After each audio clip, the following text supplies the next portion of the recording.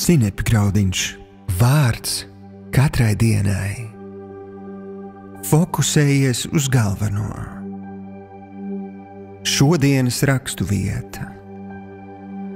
Tāpēc tad arī, kur ap mums visapkārt tik liels pulks liecinieku, dosimies ar pacietību mums noliktajā sacīkstē, nolikdami visu smagumu un grēku, kas ap mums tīnas.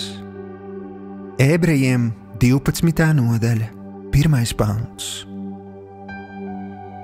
Šodienas pārdomas. Lai arī cik augsta būtu ziemas diena, slēpošanas sacensībās sportisti nevelk siltus kažokus. Tāpat karstā dienā maratona skrējēji netur virs galvas saules sargus. Sportisti apzinās, ka jāatmet viss liekais un jāfokusējas uz galveno, uz uzvaru sacensībās.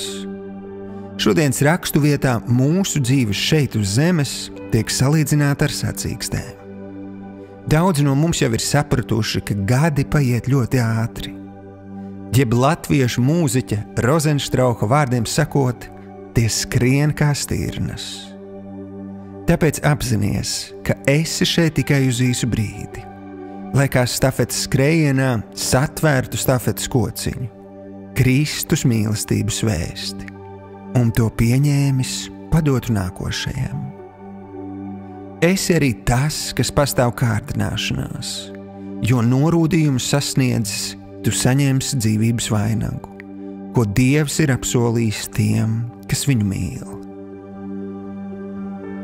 Šodienas lūgšana.